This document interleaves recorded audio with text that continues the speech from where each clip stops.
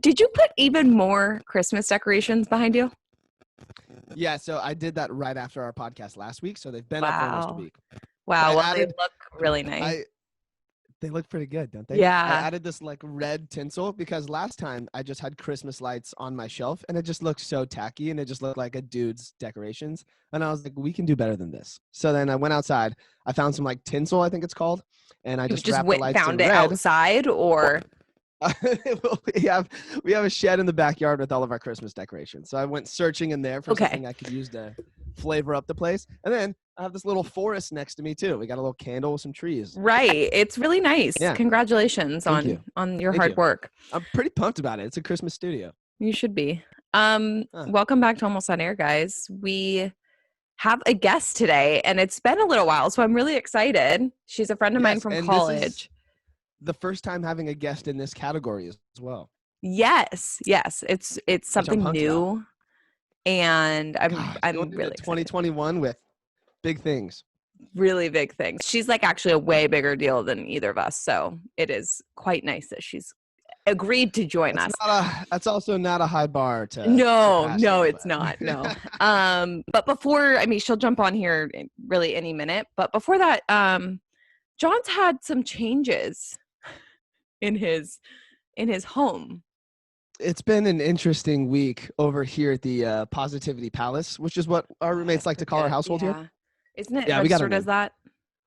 It is. Online? It's registered on Google, which I'm going to bring up again because this just really opens up the possibilities as to, what's happened in our house this week. So 2 things happened. Yes. So 1, I come home from the gym probably Tuesday. Yes, our gyms are open. Yikes. And you're still going? I guess at this point you've had it, so. Dude, I'm touching everything. Okay, that's not. But I feel great going to the gym now, Right. Let's go. Anyways, so I got back from the gym and our house has packages. There's like 5 guys that live here. We all order stuff on Amazon, so we're always bringing the packages inside the house. Sure. So I bring everyone's package. I'm like the mail guy. I'm looking at the names and I'm, throwing it in front of everyone's rooms. And then we get this package that's addressed to "You're the Best." And I was like, okay, that's not a name. And if it's like going to be someone in here, that would be me, but I don't think this is for me. So I don't know who this is. So I was like, I don't know if we can open this. I don't know if this is meant for maybe someone else, because sometimes we'll get packages addressed to our landlord, because he used to live here. Mm-hmm. So we didn't know if it was really ours to open. And I'm pretty sure it's a federal crime to open mail that's not yours. But if it shows up at your house, it's not. Yeah, and if it's addressed to "You're the Best" and not someone's name specifically, I figured we wouldn't get in that much trouble. Right, you're like, I thought I was. Exactly, like I am the best, not necessarily. But I went upstairs to my roommate Evan's room, and I was like, dude, you want to open this package with me? Because what if it's anthrax or like a bomb or something? I don't know how serious this could get. I didn't think he was of like, that. I don't know why my first thought on a mysterious package is always anthrax.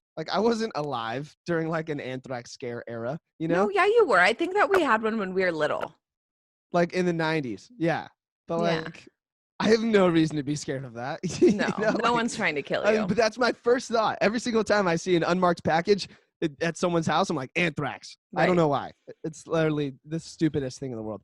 Anyways, so we start opening this package, and we take the top off and stuff. And then Evan's like, wait, we should probably not do this inside, because what if it is something crazy? And I was like, that's probably the best idea you've ever had. Let's go out front. So you guys literally only went out front because you were afraid it was a bomb. We were afraid one of the many things it could be was a bomb. Yes. Okay. So we was opening this package, and then we just discovered that we thought a confetti bomb, but I guess it's a glitter bomb. Apparently that's a thing. You kept posting confetti bomb, and I was like, that is a glitter bomb. Let me make this clear. Well, I was unaware of whatever this was. So I guess we were half right. It was a bomb. But this purple glitter just shoots out everywhere. And then now it's all over our front yard. And we were like, wait, what? Why? Why do we have this? Who sent this to us? This is a mystery, You haven't figured it out yet still, right? And we still to this day have not figured it out. So we were like, okay, what the heck? So one of my followers on Instagram that I'm friends with, she looked up the address, and it's literally a place that sends people anonymous glitter bombs. And yes, it was that's $20. a thing. Yeah, I didn't know. And also $20 kind of pricey. So someone's spending some serious money to try and get this to us. I have a theory on this. There's many theories, and I'm open to all of them because we've talked to everyone that we thought it could be, everyone. And you would think someone would want to claim responsibility for this at some point, you know? Sure. Someone would want to be the criminal mastermind, but we have no one. Everyone we've limited it to has denied it. So our suspects right now are like Bigfoot, you know, and like literally people that don't exist. So I feel like we don't know who this mysterious glitter bomber is. I feel honored that you didn't text me and say, "Did you do the glitter bomb?" Because that means you know that I am too mature for that. Wait. No, it was not me. I promise. Like, was it you this whole time? No. Could you imagine? Oh, that would have been so smart of me. That would have been excellent. Wow, you missed out. My actual theory on it. First, I went to an ex-girlfriend of someone in the house. Wait. Say you cut out a little bit. Say that one more time. Oh, my first theory was that it's an ex-girlfriend of someone in the house. See, we thought that too. And then two things came to mind. One, I don't know if an ex-girlfriend would do something that playful. No, I think it's a little too friendly. I asked some people to, that's what I thought. It was a little too friendly. And then like some people were recommending, they were like, what if it was your ex? And I was like, no, she responded to my story. She was like, this is fantastic. I wish I thought of it, but I didn't. Yeah, I don't think it's Sydney. But I believe you. No. I do think that if it was intended for one specific person, it would have been addressed to them. So I think it's a friend of the entire house. So what was interesting was, so my roommate Kyle won Teacher of the Year this week. And one of his friends said, hey, I'm sending you a package today. Make sure you get it. So then that glitter bomb comes and we were like, okay, case closed. It was this guy, Adam, congratulating Kyle for Teacher of the Year. Hilarious. And then an hour later, that guy's actual package came and he bought him like a cute sweatshirt and he was like, no, I didn't glitter bomb you. I bought you a present. And then the present came and we were like, okay, back to square one. Yeah, that's tricky. I think it has to be someone who didn't care which of you opened it. That's my theory. Yeah, but also still sus. And also that doesn't narrow it down for me, you know? No, I've given out my address on this podcast months ago. Like it could be someone who was waiting for the right time to strike that's listening right now. I don't know. Oh my gosh. If it's someone that I don't even know. If it's a listener, if it happened to be one of our friends of the pod, I hate that I just said that. All I want is for, I want that person to DM me, not the show. I want them to DM me, and then we will bring you on the show in the new year and reveal your identity. This is my dream. Wait, like those news stations do when you have those witnesses that are like blacked out and their voice sounds like but then we'll reveal the identity. Okay, but don't fake claim responsibility. You know? No, I don't even know if this person is someone that I knew. It could have been someone that one of my roommates knows. It could have been someone's girlfriend. We don't know. You know, it's a mystery at this time. And no one seems suspicious. Everyone seems suspicious. You seem suspicious. I'm looking at you right now. I'm still not convinced. Like I wish I had a way to prove my innocence, but I promise you it was not me, and I wish I had thought of it. That's exactly what a guilty suspect would say. That's also exactly what an innocent suspect would say. That's why it's so confusing. This is why I can't trust anyone. Well, I don't know who it was. That's the mystery of the glitter, the glitter bomb. So mystery of the glitter bomber.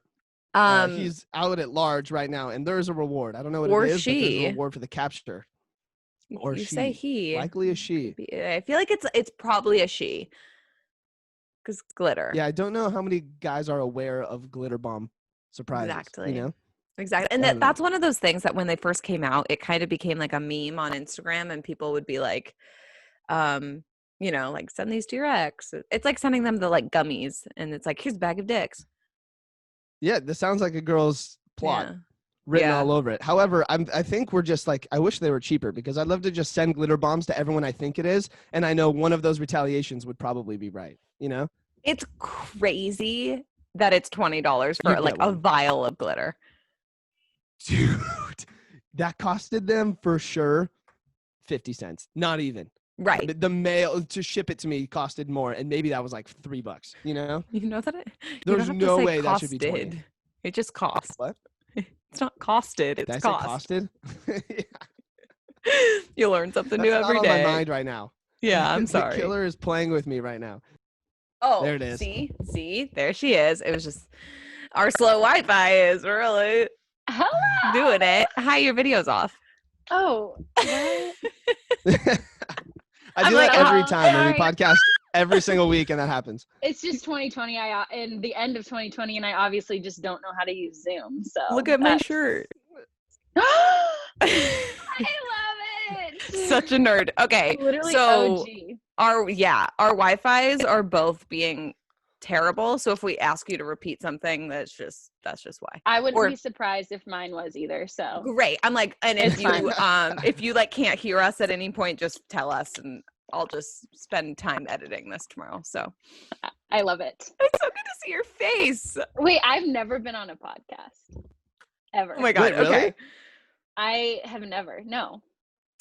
This is my Okay, first cool. one. Well, I'm gonna just start then, and I'm gonna start with that. Did you guys hear that? What? No. It was my. I wasn't sure if it would come through. It's like a text notification from my computer. No, Okay. I didn't hear it. Okay, Did you, good. John? Yeah, I didn't hear it at all. Okay. Okay, perfect. Great. Chilling. So this is very exciting because I already mentioned that we had a guest coming on today, and that she's a friend of mine from college, but she's also way cooler than that. Oh. And it's Taylor Edwards, who has never been on a podcast before. Never. I'm a podcast virgin. Am I Yeah, allowed to say this is Wow. exciting. So Taylor and John meet each other. Really that? exciting. Taylor, Hello. I'm so excited to meet you. We've actually never had like an artist on our podcast yet either. So this is also Yeah. a first for us. Oh, heck yeah. Yeah, we've only had radio people, right? We've only had radio people. Yeah, Yes, that's it. so, and like you my know. roommate. So That Oh, makes it yeah. really special. yeah, you're Yeah. like the most high profile guest we've had so far. So thank you so much for coming on with us. And Yeah. I'm not even high profile. Please. She's verified on Higher Instagram, profile so than us. I mean, I've got the blue check, so. Okay, so when Erica told me about you, I was like looking up everything about you to like just try and get some background Creepy. knowledge, right? And my very first question was, how like does the verified on Instagram process work? Like, did you reach out to them? Do they reach out to you? Like, when does that happen? I'm so interested in that. I feel like there was a point where I was like, I gotta be verified. I want to be verified. Everyone cool is verified, even though I was like, I mean, I guess I don't really. Am I allowed to be verified yet? Like, at what point do you have to hit to like be verified? And I think that there's some submission thing that you can do on Instagram, and they've absolutely denied me the first time. I mean, we this is a love couple. the honesty. They were like, "Who are you?" No. There's only room for one Taylor with a check, you know? Right. And Yeah, right.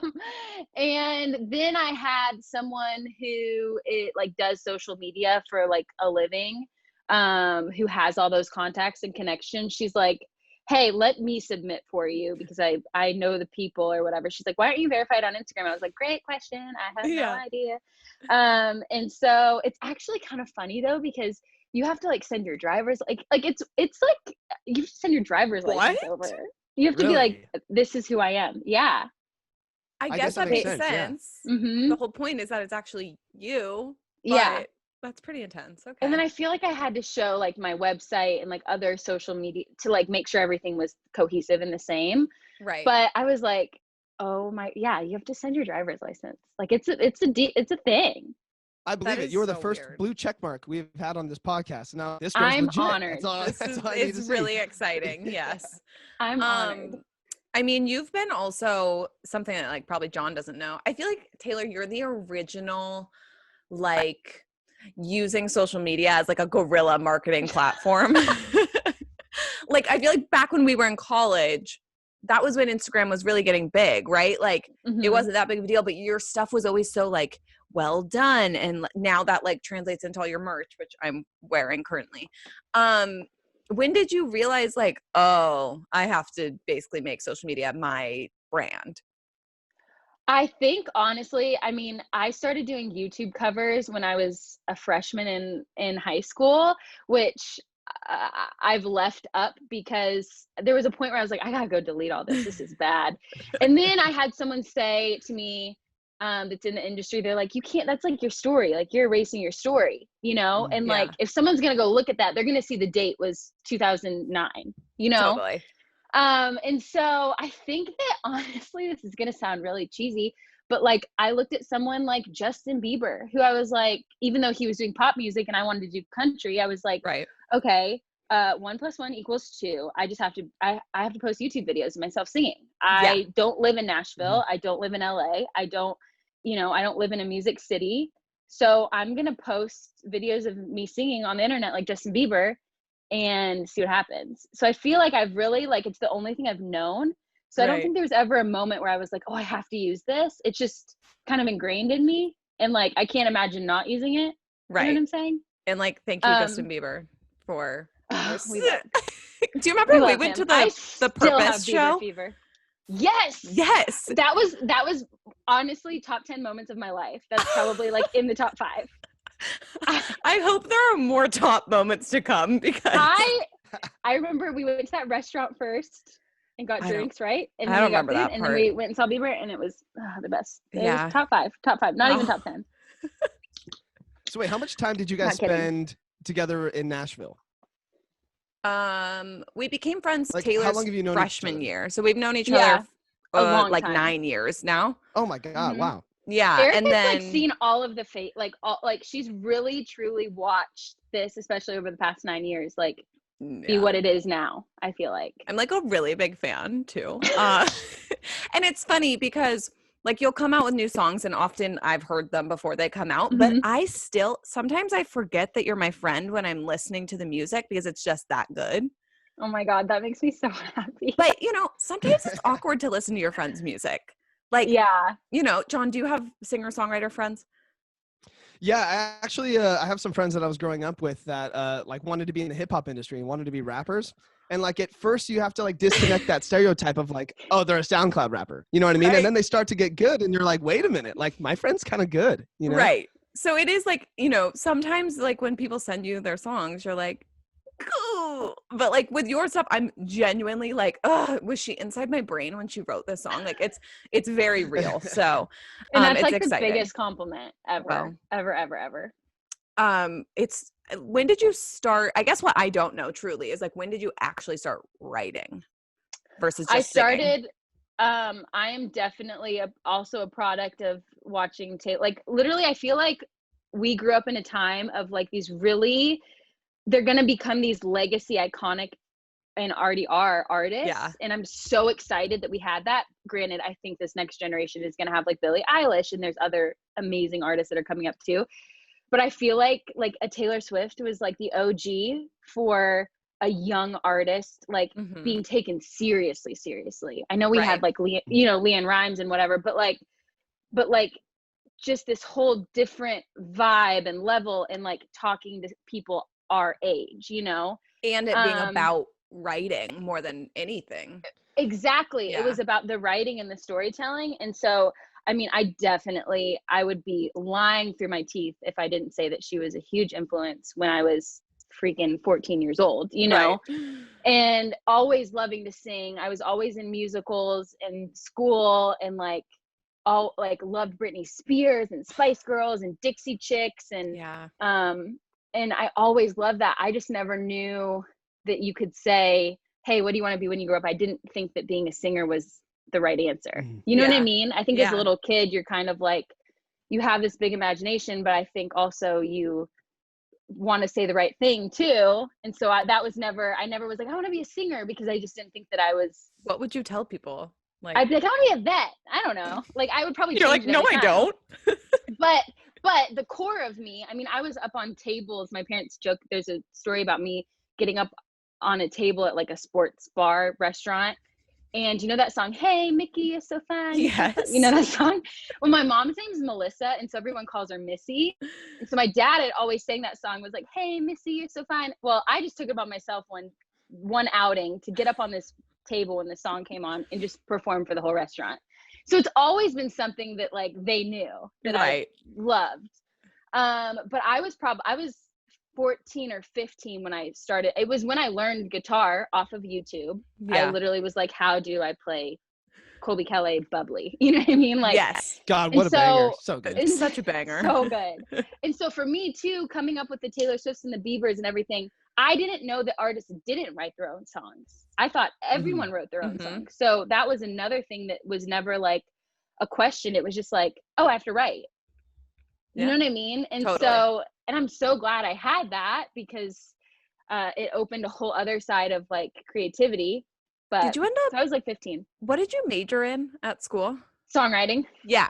Which like, John, coming from a more like state school vibe, were you even aware that songwriting could be a major in No. college? Because that probably would have been my major. Like I was so interested in songwriting when I was in high school because I was in band and all this kind of stuff, but I never thought that it was even an option, you know? Yeah. Yeah. Yeah. I think that when I tell people that like it's a very normal thing in Nashville, they're like, I went to Belmont, I was a songwriting major or whatever. And I joke because I got a Bachelor of Science in Songwriting. So I like will remember this Instagram caption forever. But I was like, I got a BS in songwriting, which is just like funny. You know what I mean? Right. It's a funny thing to say because part of songwriting too, I think that you definitely can learn things, but I think there has to be a little natural fire to do it. Sure. To like, you know, I can't go to a publisher and be like, so I have a degree in songwriting, so you should sign me. It's like a totally different thing.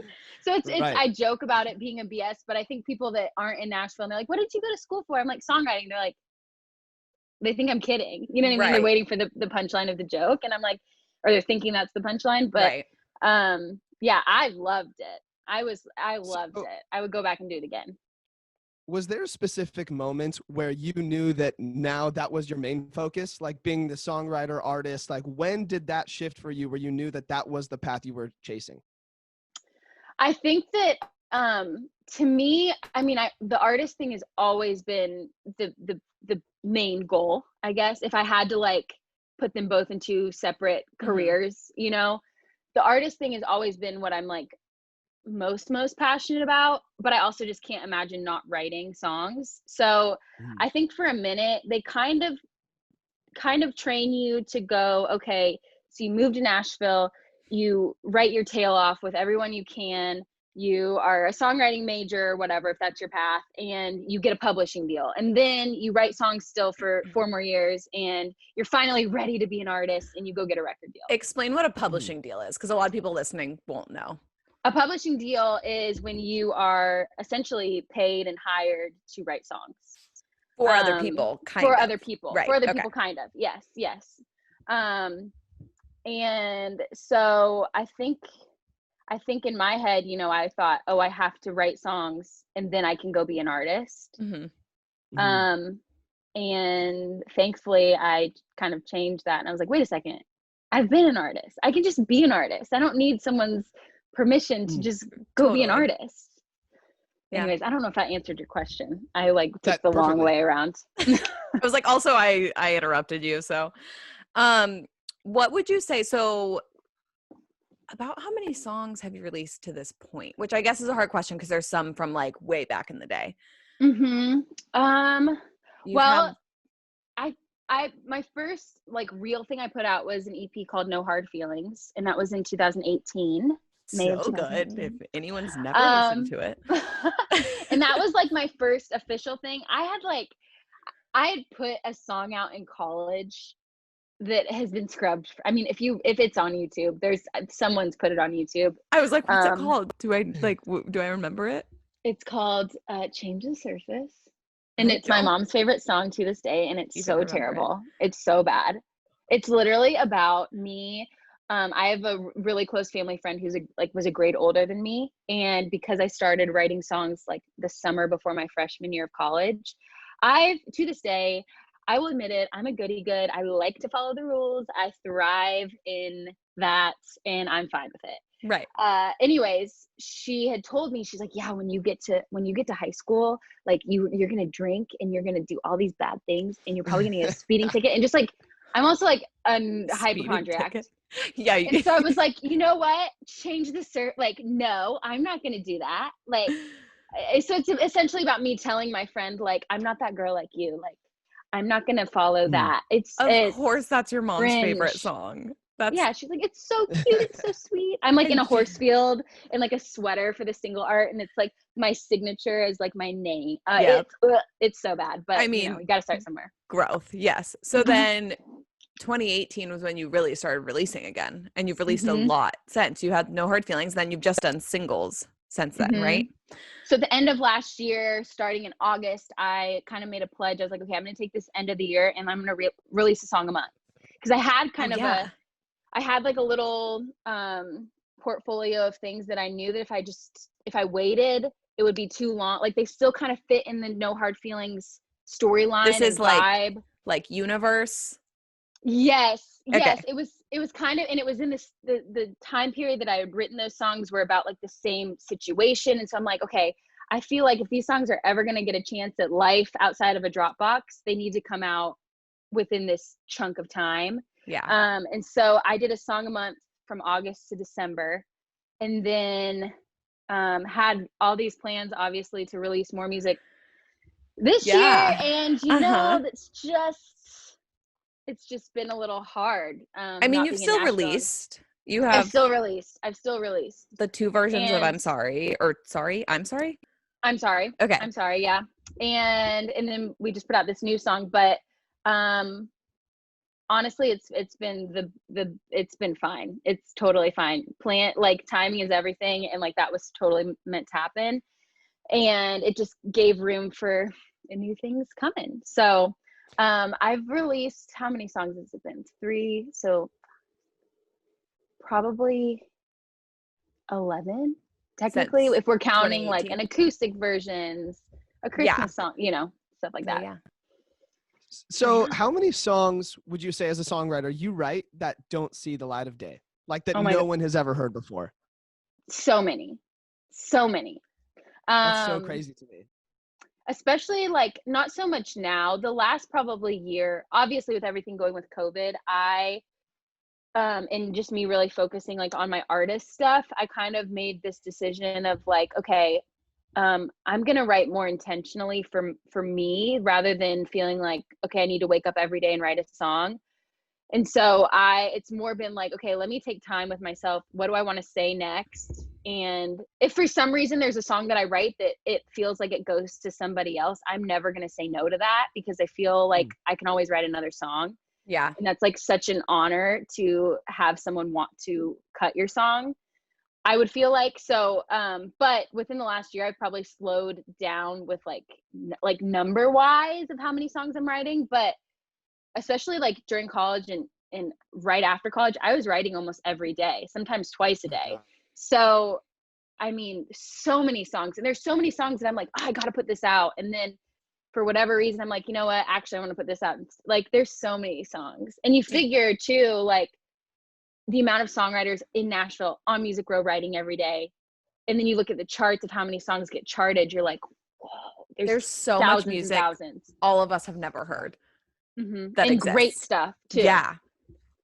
Do you don't like fully produce everything you write, right? Like you just have a bunch of demos somewhere. Do you ever think about going back to them? Like, are there any songs in that pile that you're like, I want to release? Oh, so this song, I feel like I sent you. So I just put out a song. It'll be 2 weeks today. 2 weeks today. Yeah. Called Catch Myself, and I feel like I actually probably never sent you a demo, because I never had a demo of it. No, you just like made it fully when you made it, right? Yeah. So we wrote that song 2 years ago. Oh, that song is 2 years old, and actually the demo is hilarious, because I remember going into that session actually and being like, I kind of have this idea and I know what's going on in my life right now, but it wasn't like it was just kind of, and I don't want to say it like in a negative way, it was just kind of another day, another type vibe. Yeah. And we didn't have a producer. I wrote it with my friends Megan Redman and Jimmy Bell, and we didn't have a producer. Jimmy can kind of produce, but sometimes he does, sometimes he doesn't. You know what I mean? And that day, he was just playing piano. And so we were just kind of like messing around. And it was actually Megan Redman who's always kind of been like, remember that song Catch Myself? You should do something with Catch Myself. Yeah. It was always kind of like the little voice in the back of my head. Hey, this is a good song. Catch Myself. But like, if you listen to the demo, it's funny because we're like laughing when we're singing it, because he had this like weird, like program on this little piano that was like, sounded like like an accordion or something, like weird. Right. And we're like, what is this?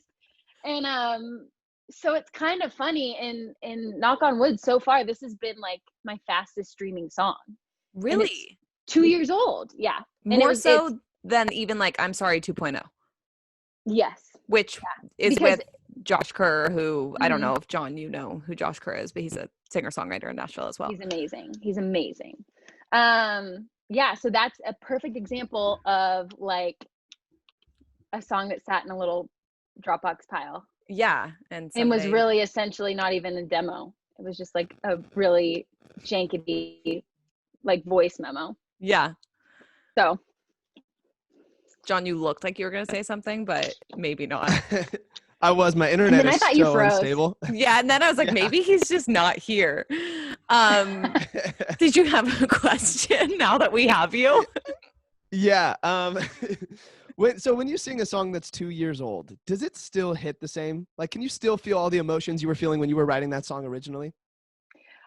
Yes, because even with like this song in particular, it's a situation that's happened to me again and again. And so it's like even if I'm not feeling those feelings towards like say the person that I wrote it about originally, it's like it's been such a universal thing that I'm like, that happened again. Like, you know what I mean? And so Yeah. and I think even if it hasn't happened again, there's like I go back and listen to some stuff, like even And from you the can hard put yourself- feelings. Yeah. Yeah, it's because you're like, oh man, I just remember how much that sucked. Also, You know the what I Hard mean? Feelings EP was very, I feel like there were a lot of like details in it, Yeah. right? Like Mhm. there were those specific moments that maybe people who don't know anything about the story are like, oh yeah, that's just like a specific right. But Mhm. really, I mean, John is just so frozen. I'm and frozen, stuff. huh? Yeah. No, we got you No, I was now. gonna say, talking about the details, Yeah. I felt personally attacked because you have that song on their Jeep, and Do you drive a Jeep? No, I recently got Oh. out of a relationship, and my ex-girlfriend has a white Jeep, and every single Mhm. time I see a Jeep on the road, that's my first thought. So It like listening to makes your your song heart last like night, I was like, God damn. Well, now you can play that, and just when you pass Jeeps, you just think, what is it? When I see your Jeep is the line. yeah. Or yeah. a Jeep. Yeah. Mhm. I didn't think about that one, John. Sorry. Yeah, thanks, Zinger. Erica. Yeah. It's not my fault. Somehow I think it's actually Taylor's, but luckily for me, there's been a lot of people that have been like, oh man, I dated someone who drove a Jeep, and I'm like, they're the worst, aren't they? yeah. Not really, but And the but people drive Jeeps. no, I'm kidding. Do you ever but hear yeah. from those men when Um, it's specific? yes, and it's normally like not. It's either like there was one time where it was like, this is so good, but like kind of like F you a little too, Kind of like, you know? yeah. Yeah, be like, but whatever. Yeah. Whatever. I don't care. I'm just telling my story. So I'm telling my side of the story. I totally agree You with signed that. up for it. That's what we do on this podcast. When either of us is going through stuff, we're kind of like, well, it's our story to tell. So It's And I all feel out like in the open. totally. I feel like every songwriter artist says that. They're like, this is what you signed up for. But I'm like, yeah. You know I do music. Like, if you thought you were going to get away easy, like, Don't act sorry. surprised. Yeah. just trying to keep it real, you know? So, Oh my gosh. I also got it. I always joke, I'm like, it'd be so nice to get a song written about me one day. But I also I've like yes. dated the singer-songwriter, and I'm like, no. I don't don't do that know if that's your style. No. Your type No. per se. No, and also I'm like I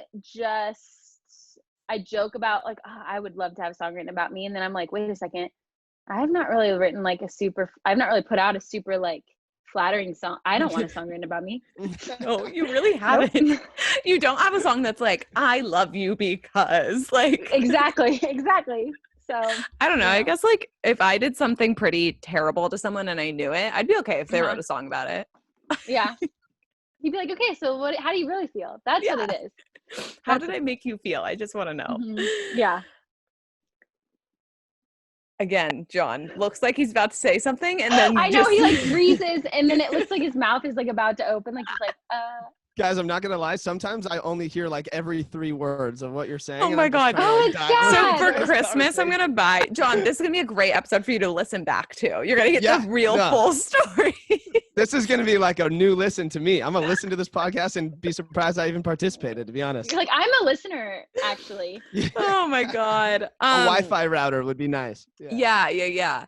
Something John and I had talked about, so I'll ask the question for him, was how did you write songs this year? Were you literally writing on Zoom? Were you able to sometimes be in a room with people? Like, what did that look like?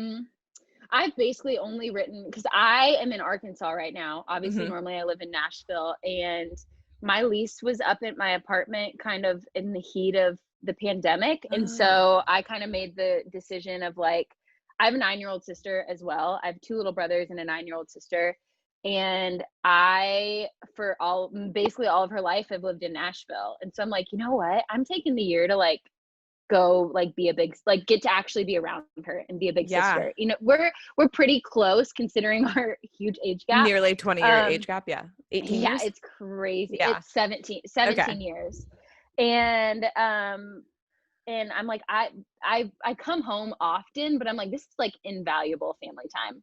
So I made the decision just to fully like be here. It just totally made sense with my lease being up, and being a independent singer, songwriter, artist is like, you know, an expensive choice. So it also like allowed me to like save money to put more music out and do merch and do all the things. So I've still been here. I'll go back to Nashville in January.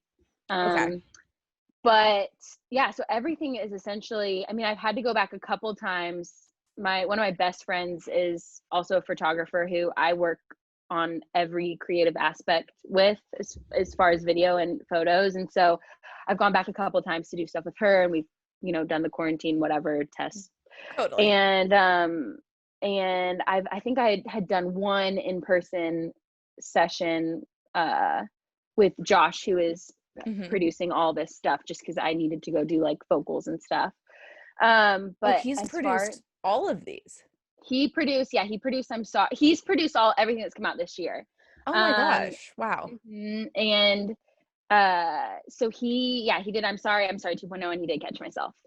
He's just, I can't say enough good things about him and how talented he is. And I've just never, I feel like I joke with him all the time. I'm like, you are pop country. Like, you are female pop country. And then his artist project is just blowing up and is incredible. I listen to every new song that comes out. Good. I'm like suddenly like a Josh Kerr stan. So same. You know. And it's all through really you and Emily Falvey. Which we love Falvey too. Falvey, who is a sorority sister of mine. Taylor was not in our sorority, but like now I see you guys working Taylor all the time, and it's like the happiest full circle of my life. I take credit, but she is one of my favorite songwriters. She's incredible. Ever. Yeah. Like every time I get to write with her, I'm like, this is so cool. And she's like also one of my very, very, very good friends. So, so we've written a good amount over Zoom this year. But like I said, I've kind of taken time to like, there's so many facets of being an artist that I am someone who like, I never want someone to be like, she's not working hard, she's lazy. Totally. Like that freaks me out. And I love working, and I love like waking up and being like, God, check off my to-do list. But obviously in a global pandemic, you know, like, gotta go get on, I don't know. And so I have like been like, okay, there's so many things I can focus on in artist world that isn't necessarily like writing a song every day. And I think me changing my mindset, that not only like mental health wise made me feel better, because it didn't make me feel so like I was being lazy or not grinding. Like, you know, I don't have a great idea today. Exactly. And that can just like eat you apart. Like it's done that to me before. And so I was like, nope, we're gonna, like, you can be productive in other ways that don't mean writing a song, you know? It's all that to say, it's all been Zoom, and hey, we're doing the best we can. It works. Creating good stuff. Like, it's fascinating what people have been able to put out. I mean, totally. Freaking Taylor Swift with like 2 whole albums. Oh I my like God. can't, but So you know, good. that's on like the extreme scale where she has every dollar she wants to make whatever she wants. Yeah. Independent artist, that's a whole other thing. So good. Yeah, it's been I feel like it's always tricky to be in. You always are like, okay, how can I make this like shoestring budget look and hang with the big leagues? You know what I mean? And that's essentially what I've always had to do. So I don't really know any different. Yeah. So coming into this pandemic, it's kind of just like what I've always done. I'm like, okay, where's my A&R? Oh wait, she's right here. Me. Where's my manager? Oh, I can email her right now because it's me. Because she's me. So it's I feel thankful in that way that I haven't all of a sudden had this like major like, oh my God, you know. Right. So yeah. Can I ask, what is the best part about being like a singer-songwriter that gets to perform? Is it being on stage and like actually getting to perform your songs? Is it when you're in the studio and you finally write a song that you're proud of? Like, what's that moment that really sells it for you? Ooh, I feel like those are two of the big, like those that you mentioned are two of like the best moments, because I bet. like the serotonin you get from like writing a good song and being like, oh my God, I can't wait to put this out. And then for me, I'm so visual that like this is funny. The other day with Megan Redman and Emily Falvey, we wrote a song based on a photo that was supposed to be album art for a song I was going to put out at the beginning of the year that will probably never see the light of day, but I like loved the album art. And I was like, guys, I still like want to write something in this vein. I'm like, this is such a me way to write a song, is to like look at a picture first and be like, how can we probably won't use that album art now, but like, how could we write a song that could go with this? Right. That is still true to like how I'm feeling, you know, or like a different angle on it. And so I'm so visual that like, I think it probably starts with writing the song, knowing I'm going to get to put it out, and then dream up what it's going to look like and what the merch is going to look like, and then dream up what it's going to sound like when I sing it on stage. And then how can we do a cool intro? Like it kind of, so I guess the answer is it kind of starts with the song and then it just like works its way through the pipes.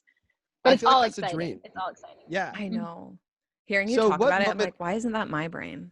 Why don't I like that? But John, what were you gonna say? I saw that you've like played with some pretty big names. Like, what point right now are you most proud of? That's a great question. Ooh, that like makes my I'm heart emotional tear for up her. It was cool. I feel like you're living like the singer-songwriter dream, and like you're at the perfect place right now. That when I listen to big interviews, people say this point that you're at is usually the most fun. You know what I mean? Because you're working the hardest, you're putting out everything that's true to you. And I just want to know, like, there's got to be a point you had to be proud on stage somewhere. Like, what are you most proud of right now? Listen, I've had moments of like, if I'm just being fully transparent, where I'm like, is this ever gonna work? Like, like, at what point do I like, is this gonna work? And it's honestly, this is gonna sound so cheesy, but like within the last couple weeks, I've gotten some pretty big, because all you ever want when you write a song or be an artist is just for people to hear it. You just want the chance to be like seen and heard. You know what I mean? And I've never gotten on any sort of big Spotify playlist ever with any of the 11 songs I've put out. And this past one that I've put out that I didn't even know was going to come out this year. There's kind of points where I'm like, is this going to come out? Should I put this out? Should I just wait till the new year? Like, do I want to put out a song in December that's like not about Christmas? You know what I mean? Yeah, totally. And it's gotten on two of the biggest Spotify playlists that are for country music. Which and it's on Wild Country and New Boots, and I'm hoping it stays there. So we'll see. But and it's had the biggest stream numbers I've ever had on a song. And so if I'm gonna be so cheesy, like when I woke up last Friday morning and found all this out and had my phone blow up because all of my friends have known since 2018 when I started putting out music. I want to be on Hot Country. I want to be on New Boots. I want to be on Wild Country. Like that's all I've wanted. That's and huge. So I I literally lost it. I don't know where in my older 20 age I started to be like super emotional, but I just started it just happened like bawling, and you would have thought I won a Grammy. Like that's essentially I'm like, I would like to thank the Grammys, the music industry, you know. Spotify. Spotify. It was just the coolest moment. So if for at least right now, like if I can think of something, it's been just the chance. Like I feel like I'm finally getting a little chance to like be heard. And that's when I feel like, I don't know, that I can like pinpoint something, at least recently. Yeah. Totally. Taking that a step further, is there like a moment visualized in your future of like, that's the I made it moment? Is there like one feeling you're chasing? Is it that Grammy? Is it performing somewhere? Ooh, When will you know you made it? I feel like for a really long time, it's like changed. You know what I mean? Like when I was at Belmont, it was like, if I could only write with so-and-so, I will like feel like I made it. And then it's like, oh, if I could just get a publishing deal, I'll feel like I've made it. If I could just get a record deal. I think for a really long time, it's been those. And I think I had to kind of change how I thought about that, because I was like, I don't need to write with the biggest songwriter to feel like I'm writing my best stuff, because who knows that I could get in a room with the biggest songwriter and even maybe we don't have the same style, or you know what I'm saying? Yeah. But like, totally. And I think that a lot of big songwriters will tell you that, like, you need to like come up with your people. And so I think that I've had to like change my mindset a little bit to go, okay, I think the making it is just feeling like just stay. I don't know if it's just feeling stable in, I do like need a little bit of validation sometimes. I mean, I think any creative kind of does, so that's okay to say. I don't know. I think that it's totally changed. I think if you would have asked me like even like a year ago, I would be like, getting a record deal would feel like I made it, which maybe that still would feel like I made it. I still absolutely want that. But of course, I think just like feeling like I'm being heard feels like you make it. Like feeling like I'm connecting with people and making new fans. And like, I think when I sell a new piece of merch, I'm like, oh my God, that's someone who invested money in something that I've made because they listened to a song that connected with them, or you know what I mean, or they're like trusting me to be like, I like this, I want this. Yeah, I don't just buy anyone's merch, so yeah, I feel you 100%. No, I have more Taylor Edwards merch than any merch, even like more than to my Taylor Swift merch. So wow, the number one Taylor in the closet. Yeah, wow. That's huge. So I just feel like, you know, I have had to change like what making it feels like, just to like, you know, mentally be healthy in this industry, because also this can just mess with you. I also think like the more you've changed your goals and like you've found kind of your tribe, everything has gotten better. Like everything has stepped up, and like you work with these incredible, I mean, Megan, Emily Falvey, Josh, Jimmy Bell, right? All of those people are like very, very talented. And I think that you're all just going to continue to rise up together, and it's going to be like the new like crew around Nashville, right?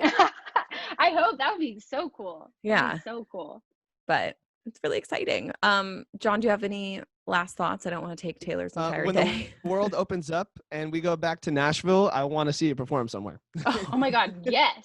Yeah, John went to Nashville. LA. Yeah, and you need to come visit and play here. But definitely, I mean, I came to Nashville, and well, Taylor's not there right now anyway. But I was sad because she would usually be a stop on my trip. But yeah, are you like, what do you? I guess my last question is, what do you hope to plan for next year? It's hard to plan anything, but like, what is the thought for next year? I just want to play a show. I just like want to play shows. You're like, I just feel one. like I just want to go to a show. Oh my gosh. At the end of 2019, I was like on a pretty good little roll, like playing in different cities too. Yeah. And they were just like acoustic spots, which I'm stoked. Like, let me just bring a guitar player. Let me like little, like those are my favorite. Yeah. I'm just craving playing shows. And so I like, my 2020 goal was like, I'm going to be on the road. I'm going to be on the road so much. And then this happened, you know? So I think that if I could just play shows next year, and that's probably the answer that everyone, Sure. would give. But Totally. But also getting to play this stuff that you've released for the first time, like, is gonna be so fun. gonna be so great. So Yeah. exciting. Well, thank you, Taylor. Thank you for having Sorry, me. John's Wi-Fi was less than great. Sorry, John, you probably didn't get to ask everything while we had girl talk, but I asked the ones that mattered. It's all good. there Also, we here's go. the thing. Erica and I keep being like, we need to get on a Zoom and just catch up. And I mean, I feel like we text a lot. But Yeah. Like we need to get on a Zoom and just catch up and like drink wine. Well, yeah, So that's this the is next funny step. that this is the first time I'm like, hi. Yeah, like, hey, oh my God, I haven't seen you in a while. But yeah, I guess, look out for more of Taylor's stuff. Oh, where can they find you? Instagram, Spotify, everything. Okay, so just Taylor Edwards everywhere. Spelled the very normal ways, everyone. Spelled very normal. Great. Perfect. I was surprised at how easy it was to find you, to be honest. You Yay. were the first one that came up. I was like, Honestly, I know a lot of because she's people- verified, John. I know. I got really lucky in finding like getting all of my name things. All of my Did you have social to names fight because- anyone? I mean, I think I hopped on things so early Yeah. that I was like, Taylor Edwards is not taken. Okay. But now I get like DMs of like, hey, can I pay you to get your, and I'm like, no. Like, clearly I'm using it, so no. Yeah. And it like, honestly, it should not offend me, but every time I'm like a little offended, I'm like, that's my name. Even though I know there's a million Taylor Edwards, like it's kind of common. That's okay. But somehow if you're the Taylor only Edwards, like, if you're Taylor Edwards and you're listening to this, I'm not selling my usernames, any of them, ever. and that I don't care if it's your birthday. that is the ending PSA. She's Ending not PSA. going to give you her social media. Oh Ever. man. All right. Well, we'll have videos perhaps of this up on our Instagram at Almost On Air, and someday you'll hear John's voice again. So that's really exciting. I love it. One day. We'll get there.